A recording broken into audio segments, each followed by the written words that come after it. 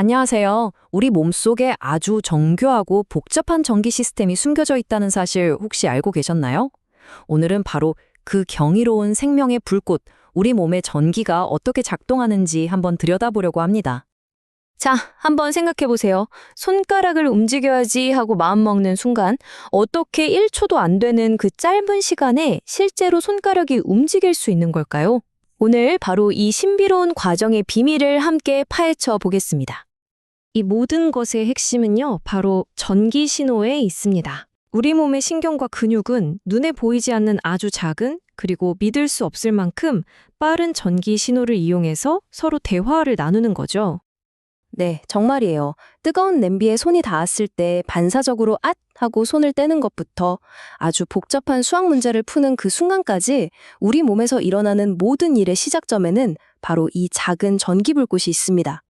자, 그럼 이 전기불꽃이 대체 어디서 어떻게 만들어지는지 이해하려면 먼저 모든 사건이 벌어지는 무대, 바로 세포막이라는 곳을 자세히 들여다봐야 합니다. 세포막은 그냥 세포를 둘러싼 얇은 비닐 같은 게 아니에요. 이 그래프를 좀 보세요. 단백질이 절반 이상을 차지하고 있죠? 끊임없이 움직이고 일하는 아주 복잡하고 역동적인 구조물이라고 할 수 있습니다. 특히 이 인지질 이중층 구조가 정말 중요한데요. 이게 뭐냐면 물을 좋아하는 머리 부분은 바깥쪽을 향하고 물을 싫어하는 꼬리 부분은 서로 마주보고 안쪽에 숨어 있는 구조거든요. 덕분에 세포막은 마치 아주 똑똑한 국경 검문소처럼 아무 물질이나 함부로 통과시키지 않는 선택적인 장벽 역할을 하게 됩니다. 이 세포막이 이 똑똑한 장벽을 이용해서 어떻게 정기적인 긴장감을 만들어내는지 알아볼 차례입니다. 비유하자면 마치 발사를 앞두고 팽팽하게 감긴 용수철 같은 상태를 만드는 거죠. 바로 이 숫자입니다. 마이너스 70mV. 이게 바로 신경세포가 아무 일도 안 하고 쉬고 있을 때의 전압이에요. 여기서 중요한 건 전압이 0이 아니라는 점입니다. 이건 그냥 꺼져 있는 상태가 아니라 언제든 신호를 보낼 수 있도록 에너지를 가득 품고 대기하고 있다는 뜻이거든요. 이걸 전문 용어로는 안정막 전이라고 부릅니다. 그러니까 세포가 그냥 가만히 쉬고 있는 게 아니라 이 마이너스 70mV라는 음전화 상태를 유지하기 위해 사실은 뒤에서 끊임없이 일을 하고 있다는 거죠. 이 비유 정말 멋지지 않나요?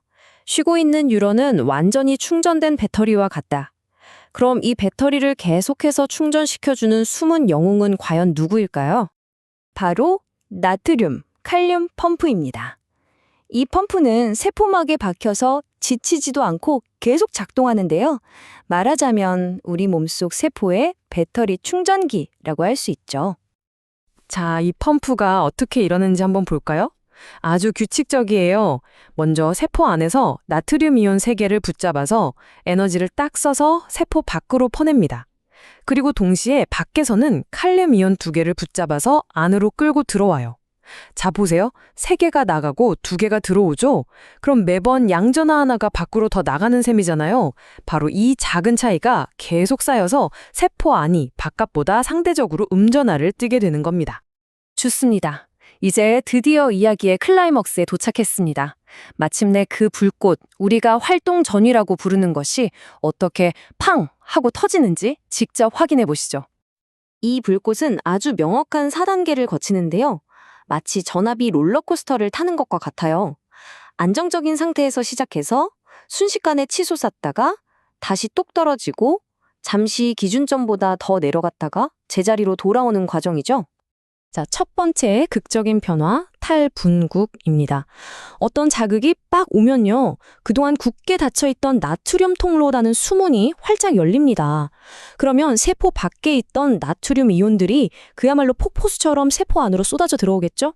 그 결과 마이너스 70mV였던 전압이 순식간에 플러스 35mV까지 치솟게 됩니다. 극성이 완전히 뒤바뀌는 엄청난 사건이죠. 전압이 꼭대기를 찍고 나면 이제 시스템은 재빨리 재정비에 들어갑니다. 이걸 재분극이라고 해요.